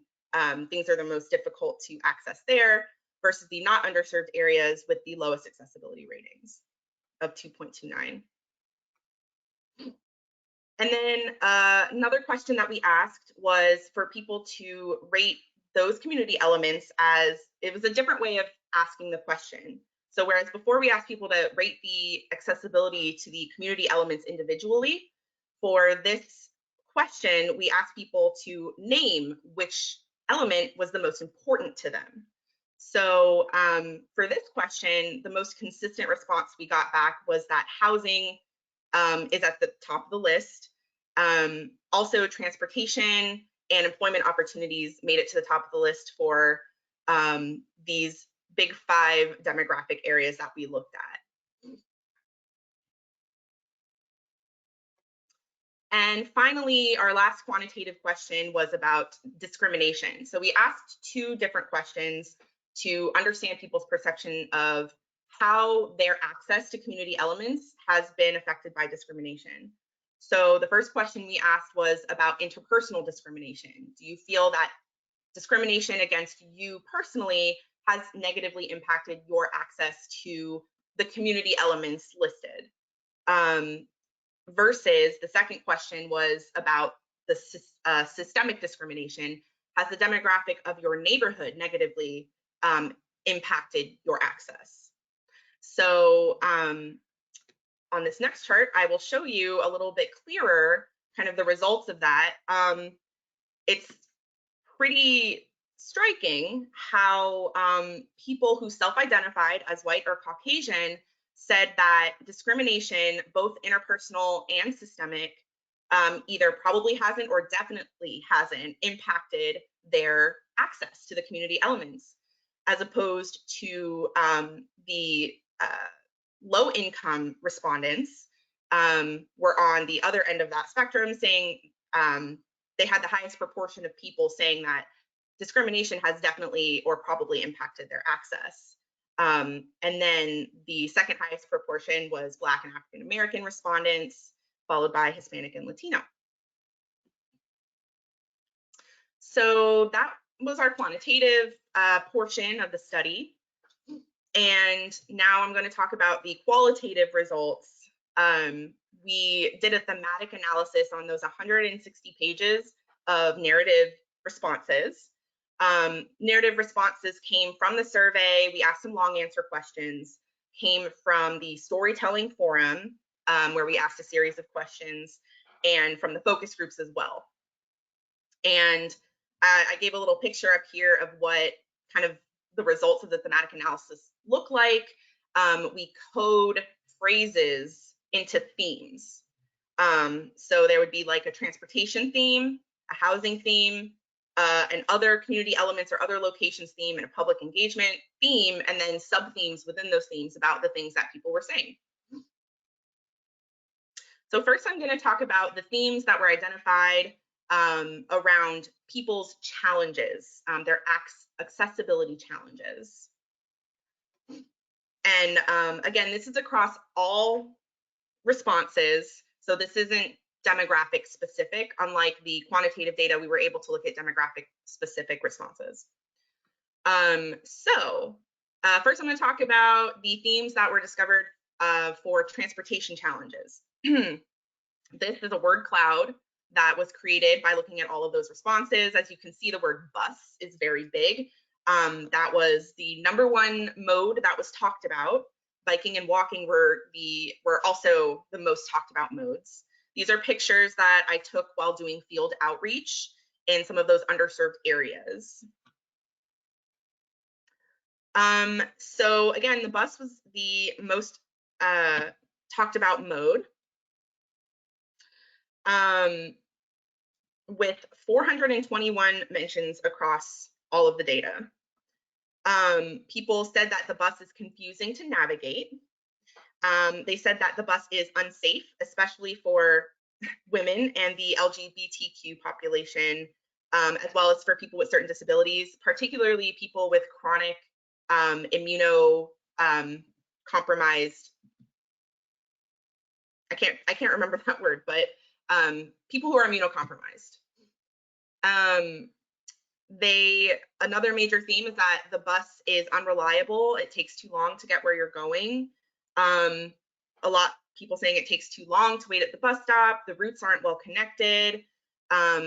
It's particularly challenging for single parents and mothers, and insufficient hours, particularly late nights and weekends. Another major theme that came up was around bus stops themselves. particularly walkability to stops, which makes sense with the conversation that we've been having about first mile, last mile. But that was a major theme, particularly around the weather, including heat, rain, and like the heat for the walk to get to the bus stop, or standing waiting for the bus and having to choose between being able to see if the bus is coming or standing in full sun. And then this is a list of things that they said the bus stops were lacking. Since this is our first slide on the themes, I also want to point to, on the right-hand side is a list of quotes. This is not an exhaustive list by any means, but as I'm talking about these themes, you can feel free to read some of the quotes that illustrate the points that I'm making. These are taken directly from the data. So these are direct quotes from participants.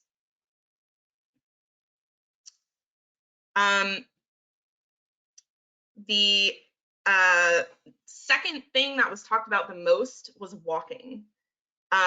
People find walking to be very important.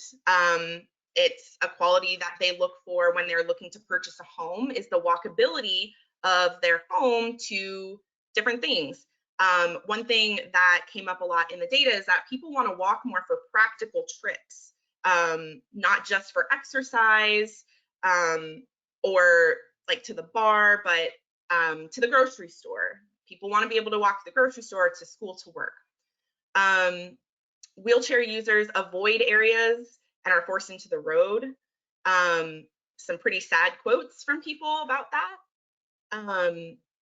And a lot of people talked about how not having walkability leads to other issues like poor physical and mental health. One person said that because of a lack of sidewalks, they were forced to bike on the road and they fell and broke their arm. Sidewalks were mentioned 122 times in 4 major sub-themes, either that there are no sidewalks, the sidewalks are incomplete or not connected, the sidewalks are not maintained, or that they're too narrow. And then for biking, the #1 theme was that biking is too dangerous and people are scared and afraid to bike. A lot of people said, I would love to bike, but there's no way. I cannot do it. It is too dangerous.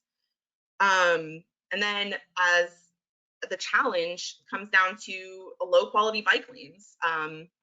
They're not buffered, they're too narrow, they're overgrown, there's potholes in the bike lanes, or they're full of debris. And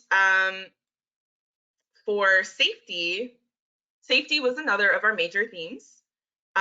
Pedestrian safety was the #1 safety concern that was brought up. A lack of bike safety was the next. What was another? A lack of bus safety, both on the buses and at bus stops. And then there was 18 mentions of driving being unsafe. Safe routes to school is another major theme. Children's safety was a major theme. People talked about children a lot, and how even if they didn't have children, they feared for the safety of children in their neighborhoods. There is, a lack of sidewalks to and around schools. There's a lack of public and school buses to take kids to schools, and a lack of lighting to bus stops and on the walk to school.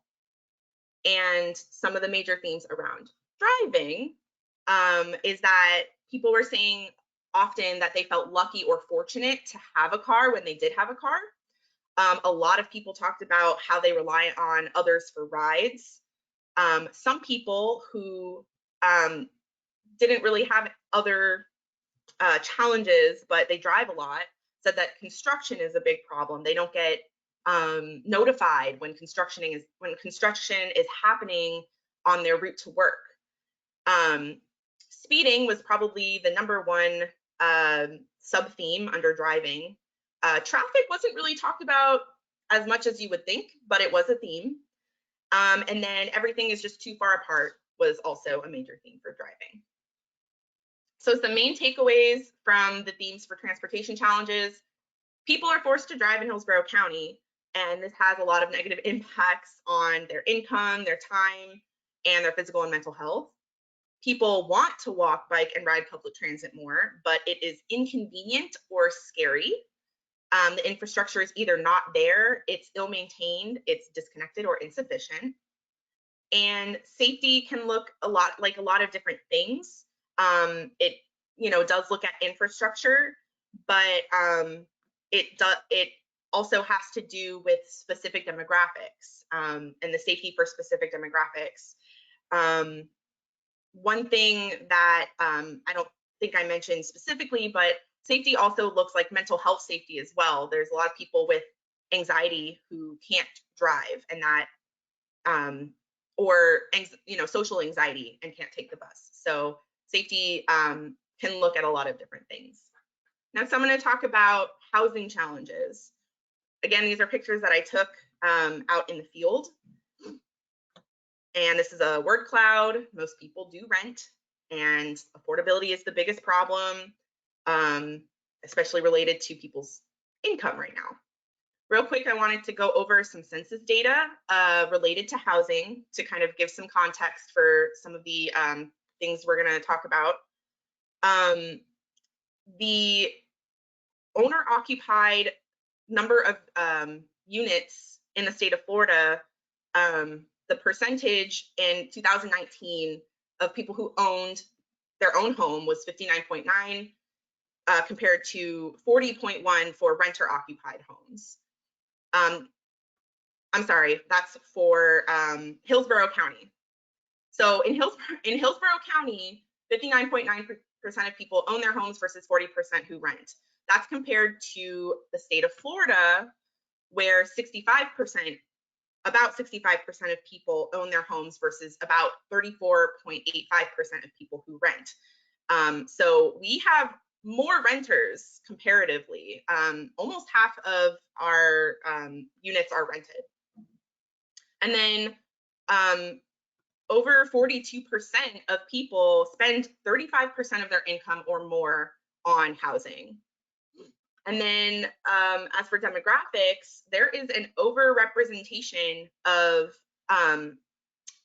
white alone people who own their own properties versus renting in relation to the proportion of the population that they make up in Hillsborough County as compared to Black or African American people who disproportionately rent more than their proportion of the county. So I wanted to bring your guys' attention to that before talking about the following themes.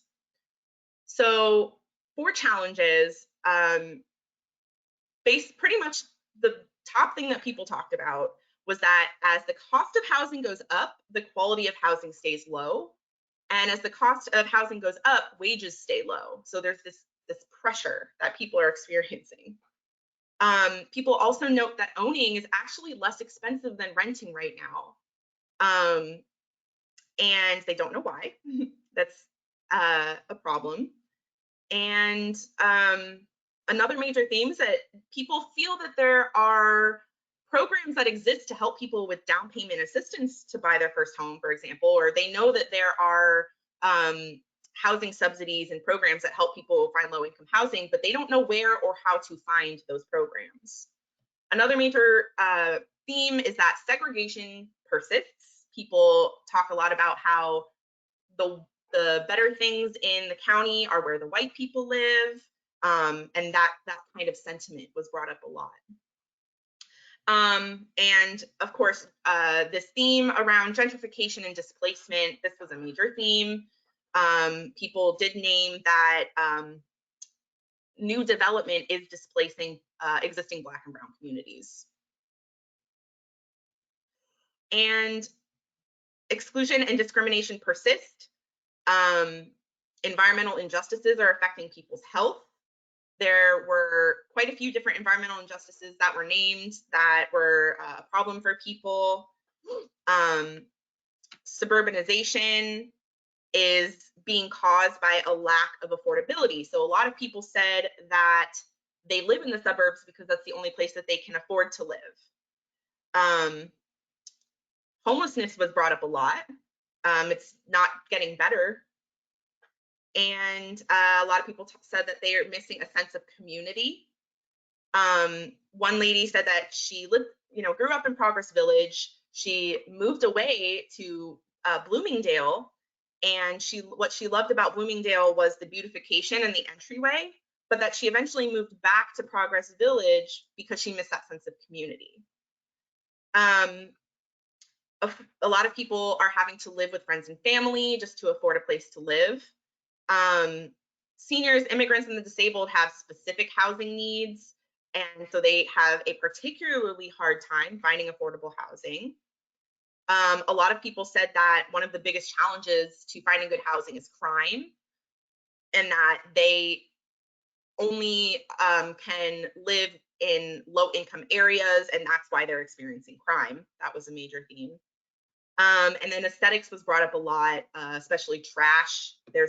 People said there's a lot of trash, a lot of dumping, and they also don't understand why there's no beautification treatments in low-income areas, as opposed to some of the nicer areas of Hillsborough County. So some major takeaways here: there's an overall lack of affordability in the urban core. There's some things that have been done that have exacerbated that, such as tearing down public housing and replacing with mixed housing, mixed income housing. Suburbanization is being contributed to by displacement from gentrification. Many people are living in extremely low quality homes. A lot of people talked about mold and just absolutely inhumane conditions that they're living in right now in Hillsborough County. Again, we just stay low, the home quality stays low, and people are losing their jobs because of the pandemic, but housing costs are still going up, and they just do not feel protected. And neighborhood quality means walkability, proximity to community elements, safety, environmental quality, and aesthetics. We also asked people about other locations that they have challenges getting to. So in the quantitative portion, people said jobs, housing, government meetings, those were kind of at the top of the list. And interestingly, parks, retail, and grocery stores were at the bottom of the list when they rated accessibility quantitatively by numbers, as opposed to qualitatively. And this is one of the importance of looking at qualitative data and asking short or long answer, these open-ended questions, is the theme that emerged is that jobs, parks, and stores are at the top of the list. We also found some additional places that people have trouble getting to. So again, government meetings, housing, jobs, healthcare, they were still named as difficult to access, but quality parks and quality grocery stores also rose to the top of the list through this analysis.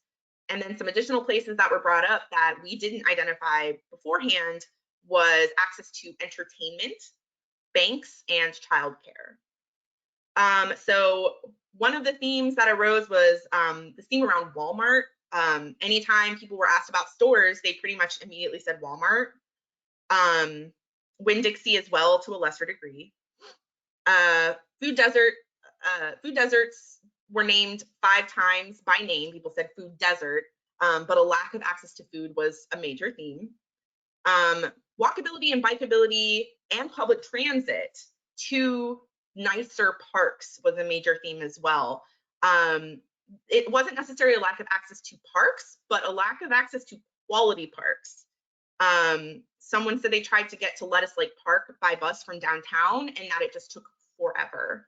And that it didn't make sense to her because in other cities, you can get on a bus and get to the nice parks in a reasonable amount of time. Basketball was named a lot, which I found interesting. Another major theme is one of the challenges with accessing nice parks is that the good parks are exclusive, whereas nearby parks are dangerous. So again, the nicer parks are exclusive. They're in some of the, gated communities, and they don't allow outsiders in. And then driving distance was a major challenge in accessing other locations, especially to healthcare and grocery stores. And then the last major topic that we asked people about was public engagement and their accessibility to public engagement opportunities with local government. So I kind of named the key takeaways at the front here. There's a negative perception of government overall. As you can see on this chart that shows the most coded themes, this came from In Vivo. The very top theme by far is that the government doesn't care or doesn't listen. Government doesn't care, doesn't listen was that top theme. Another kind of area of challenges for public engagement is that people have difficulty accessing meetings and services due to language, distance, time of day. And then the third major theme is that there's a lack of understanding of government and planning processes. So yeah, this theme got its own slide. There's this negative perception of government. People don't trust the government. We have quotes like, what's the point of going to meetings? They already have their minds made up. It's completely pointless to go. People stated there's a lack of transparency. There's a lot of corruption, and that Tampa and Hillsborough County have an old boy system. Some people named bureaucracy as the issue, saying that bureaucracy makes it easy to say no without accountability, essentially. And this was, you know, we did ask people who has been to a government meeting before and who hasn't. So for those who haven't, a lot of it was, you know, what's the point? Some of the themes kind of emerged in the accessibility challenges theme that I'll go over next. For people who have been to government meetings, they're the ones who really had a lot to say about a lack of trust for the government and what they experienced at those meetings. And whether or not their input was utilized at all was a major question. And so as for lack of access to meetings, the locations are very difficult to get to. Downtown, most of these meetings are downtown, and even for county meetings, it's difficult for people to get downtown from outer county areas like my mama. The time of day is very difficult for working people. You know, even this meeting this morning, day meetings, morning meetings are difficult for people that work many jobs. And again, with the bus system being the way that it is, it's difficult for people to access those downtown meetings. And the lack of accessible language was also a major theme, and that came up in two different ways. One, that there aren't translations of materials or live translations in other languages, but also that these meetings have a lot of planner lingo that they don't understand. And so it's not just about the cultural language, but it's also about the accessibility of the words that's used, acronyms and whatnot. And then another major theme is that there's a lack of understanding of local government and planning processes in general. People don't know where to find information on government activities. One lady said that she didn't know that she could attend a city council meeting. She thought she had to get a personal invitation. So a lot of people don't even know that public meetings are public. They don't know when these opportunities are happening. When I asked about, you know, how have you been reached out to by government in the past, a lot of people only knew about the yellow signs, but they didn't even know what they were for. They didn't know what any of the words meant on the yellow signs, or if the sign was for them. So, you know, and then how can they, when they show up to the meeting, how can they make a comment if they don't understand the process, or what is the point of their comment? How will their comment be used? And yeah. So key takeaways here. I think the big one is that exclusion isn't always active. In fact, these days it's most often passive. Exclusion by a lack of accommodation, a lack of accessibility, a lack of knowledge and outreach and understanding. Another major takeaway is that people have had a lot of bad experiences with government, and so there's a lack of trust. Also, underserved people are overburdened in their daily lives. spending hours driving around town because they don't have another way to get around, or waiting forever on the bus. And so it's difficult for them to engage. People may not know what they don't know. They want information to be easy to find and understand, and they want to be involved, but they need the government to go to them. They need the government to be as persistent as some of these companies sending mailers to their house every day or sending them texts and phone calls. Like they, want the government to actually reach out to them more like that. This is the final section of my presentation. I'm going to talk about some themes that came up when we asked people about solutions to those challenges. So for transportation, some themes that arose, obviously for walk bike, safety, they want better bike lanes. They want bike only roads, crosswalks, flashing beacons. A lot of people want more, wider, and better sidewalks. A lot of people said that the solution is to improve the bus system first. There was a couple mentions that people didn't know if rail would be feasible here or if it would happen fast enough. So a lot of people said, let's fix our bus system first. Dina, However, yes? Pardon me, this is Lisa. We're losing several of our members, so I just wondered if maybe you could expedite some of the summary a little bit, since we can read the screen ourselves. So maybe we can just hit some of the highlights. Okay. Sorry, we're past 11 o'clock and we're losing a lot of people. Just want to point that out. Thank you. Okay, sorry. So you can read the screen yourself. People had a lot of ideas on how to improve public transit, but also stated that it's important to improve public transit to fix some of our transportation issues. For safety, people want to really just de-emphasize driving, get better infrastructure for bike and ped. Speed bumps were a major theme. Interestingly, speed bumps were mentioned 59 times. And then of course, safe routes to school. People want to invest in low income areas so that kids don't have to be bused so far away to get to school, as well as infrastructure to their local schools. A major takeaway, with solutions for housing is that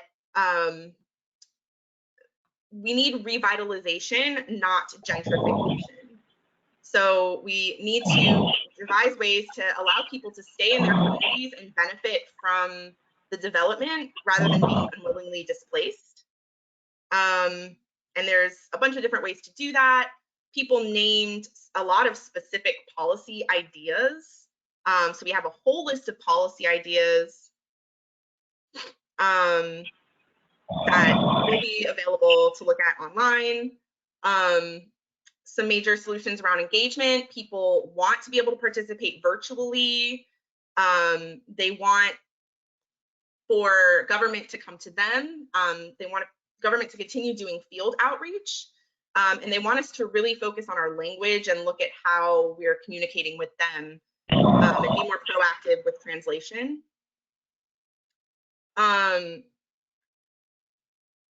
Building relationships should be a priority. We should really look at how we're making our meetings accessible and be more proactive about making our meetings accessible. We should support the autonomous work that's already happening in the community. Again, because people don't trust the government, they are doing a lot of their own work right now. And so reaching out and supporting that work and building relationships with organizations was one of the major themes. So to wrap this all up, all of this public input is helping us to devise some recommendations for improving our equitable outcomes in Hillsborough County.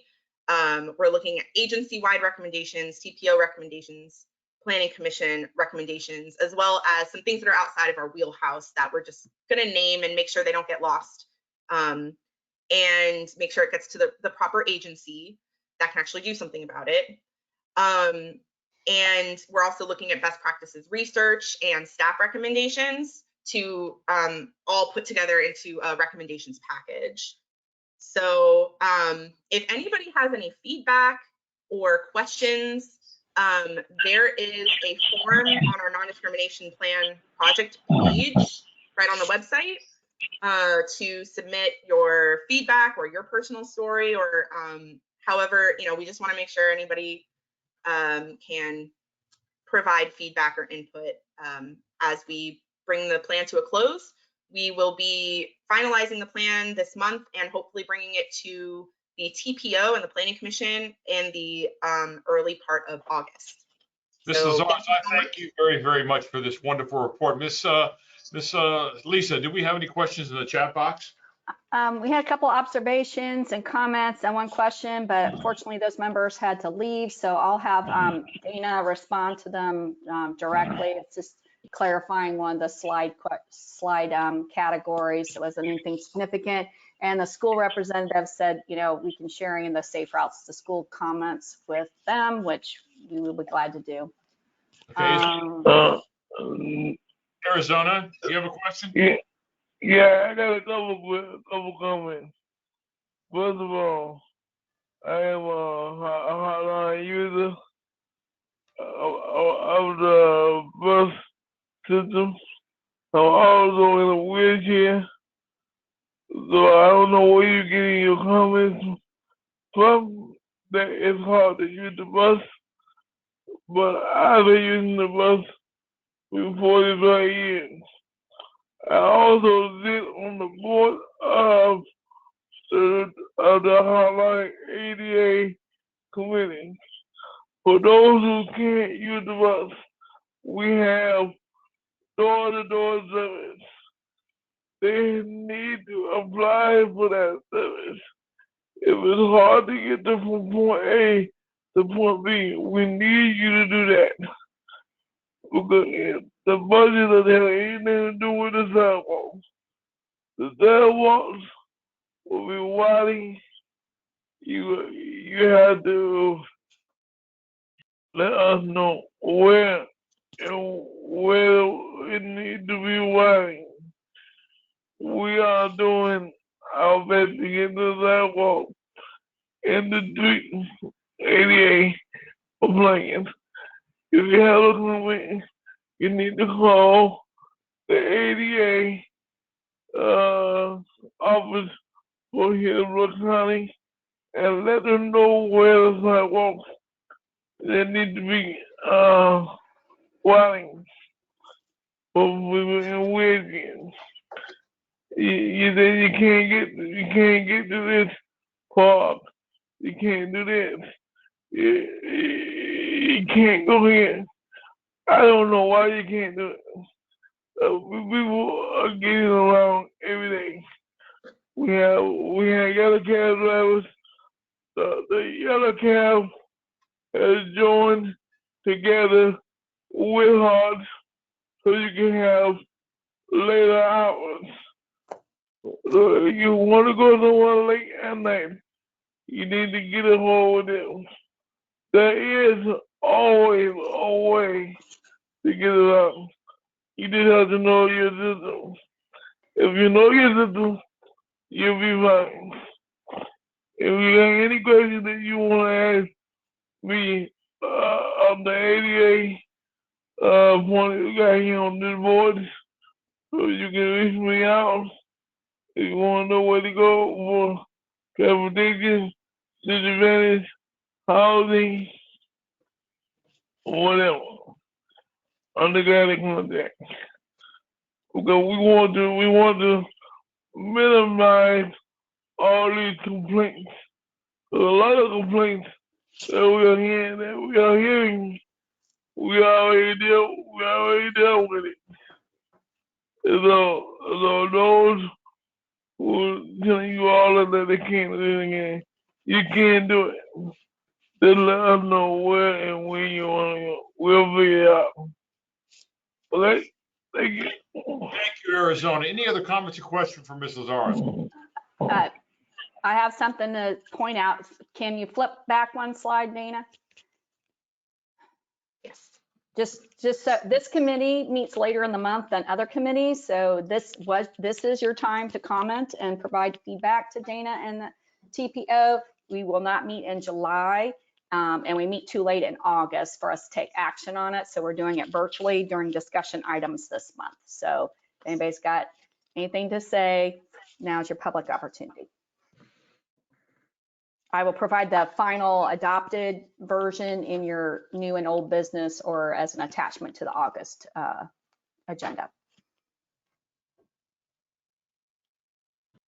No one?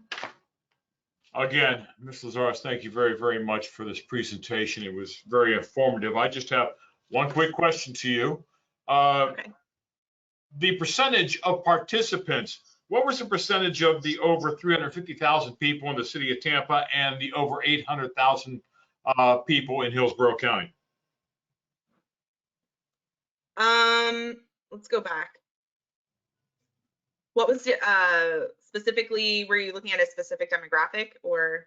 No, I was asking, of the 350,000 people within the city limits of Tampa, what was the percentage? How many people were surveyed, were participants? And of the over 800,000 people in Hillsborough County, what was the number of participants from there?